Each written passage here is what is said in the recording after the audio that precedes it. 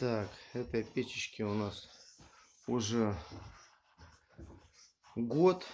Год она работает. Ну, правда, хозяева редко приезжают. Сейчас мы ее протапливаем. Вот такая у нас печушка получилась. Вот, с такими углами интересными. Вот. На дверце подкопчение небольшое есть, но это когда открывает, подкидывают.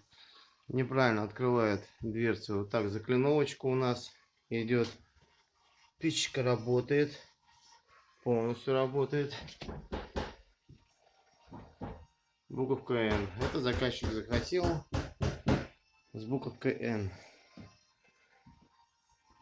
Печечка колпаковая сделана по Огородникову и Кузнецову. Вот такая печуха она. Короче, получается она у нас на 5 кирпичиков. Должна быть где-то на 4,5, на 4, вот так вот.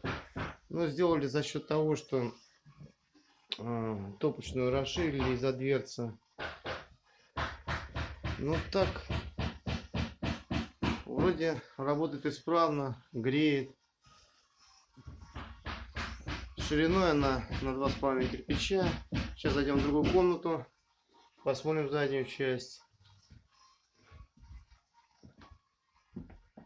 Задняя часть у нас немного выступает. Заказчик был не против. Вот, все с пожарной разделкой сделано, как положено. Здесь тоже полочка. Обрубаем. Внизу у нас глубокой фаской кирпич снят. Вот. Придали антуражу. И вот такой полочкой огораживаем ее. Да, вот здесь еще попросил полочку заказчик. Вот здесь у нас открывается задвижка растопочная. Часто ошибаются и говорят, что зимний ход. Нету зимнего хода, есть только растопочная. Это уже дальше неправильно, наверное, по-русски будет, если. А там основная задвижка у нас. Она захламлена немножко. Но мы не трогаем чужое, поэтому вот так вот. Вот такая у нас печушка. Строили мы ее где-то с фундаментом месяц. Заливали фундамент. Где-то она обошлась месяц. Если бы не фундамент, у нас было намного раньше. Вот такая вот. Вот такая она красивая. Вот. Ну, вроде так-то вкратце все рассказал. Удачи.